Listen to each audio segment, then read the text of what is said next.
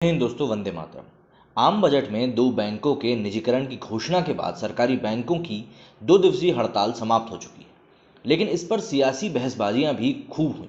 इसकी शुरुआत मंगलवार को कांग्रेस नेता राहुल गांधी के ट्वीट के बाद हुई। कांग्रेस नेता ने ट्वीट करके हड़ताल कर रहे बैंक कर्मचारियों का समर्थन किया। उन्होंने ट्वीट में लिखा कि भारत सरकार लाभ का निजीकरण और हानि का राष्ट्रीयकरण कर रही है। राहुल गांधी ने लिखा कि सरकारी क्षेत्र के बैंक को मोदी क्रोनीज को बेचना भारत की वित्तीय सुरक्षा से खिलवाड़ करना है। मैं हड़ताल कर रहे बैंक कर्मचारियों के साथ एकजुटता से खड़ा हुआ हूँ। वित्त मंत्री निर्मला सीतारमण ने मंगलवार को मीडिया ब्रीफिंग के दौरान इसका जवाब देते हुए कहा कि राहुल गांधी विपक्षी पार्टी के नेता की तरह व्यवहार नहीं करते हैं। उन्होंने कहा कि यूपीए सरकार ने एक परिवार की भलाई के लिए भ्रष्टाचार का राष्ट्रीयकरण किया और करदाताओं के पैसों का निजीकरण किया। निर्मला सीतारमण ने आगे कहा कि वो अचानक लाभ और हानि के बारे में क्यों सोचने लगे हैं, ये सोचने वाली बात है। दर्शकों तक उनकी सरकार के करदाताओं के पैसों के निजीकरण की कोशिश की। आप जानते हैं कि कैसे यूपी सरकार एक परिवार की भलाई के लिए करदाताओं के पैसे का निजीकरण करती है। उन्होंने कहा कि उनकी दादी ने बैंकों का राष्ट्रीयकरण किया, लेकिन बैंकों में घाटे का राष्ट्रीयकरण यूपीए के समय में ही हुआ था। वित्त मंत्री निर्मला सीतारमण ने दो बैंकों के निजीकरण की प्रस्तावित प्रक्रिया पर कहा कि सभी बैंकों का निजीकरण नहीं होगा और ये जब भी होगा तो कर्मचारियों के हितों की रक्षा की जाएगी। सोमवार और मंगलवार को सरकारी बैंकों ने हड़ताल की थी, जिसमें 10 लाख से अधिक कर्मचारी शामिल हुए थे।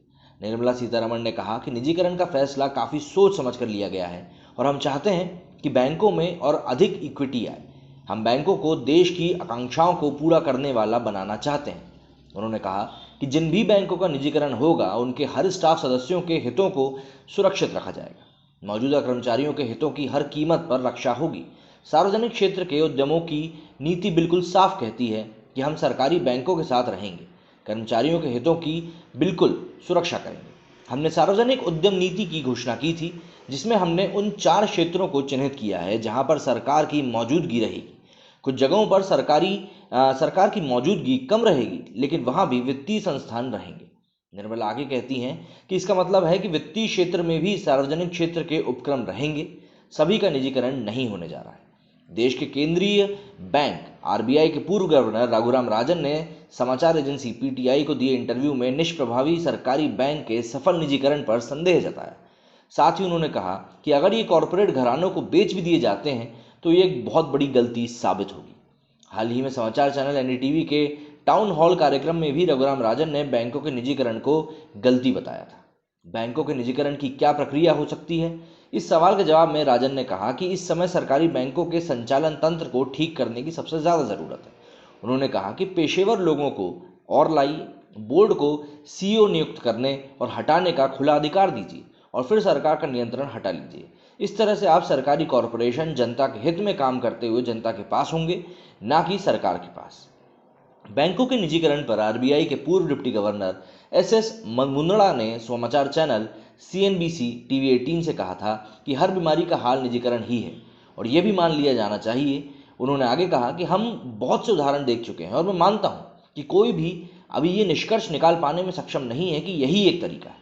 मुंदड़ा कहते हैं कि ऐसे बहुत से उदाहरण हैं जहां पर कामकाज का स्वामित्व अलग से दिया गया है। यह एक अच्छा मॉडल हो सकता है। और यहाँ 2 मुद्दे और हैं, एक है कामकाज की स्वतंत्रता और दूसरा पूंजी। अगर विकास के अवसर हैं और पूंजी बढ़ती है तो वहाँ पर बहुत सी सीमाएं भी होंगी, क्योंकि विभिन्न क्षेत्र भी इस पर दावा करेंगे। अगर इसे कई चरणों में भी किया जाता है तो ये मददगार साबित होगा, क्योंकि आपके पास स्वामित्व का आश्वासन होगा और पूंजी बढ़ाने की पूरी स्वतंत्रता होगी। उम्मीद करता हूँ जो बात मैं आप लोगों को इस वीडियो के माध्यम से बताना चाहता था अब तक पहुँच गई होगी। मेरे इस वीडियो में फिलहाल इतना ही। जय हिंद, जय भारत।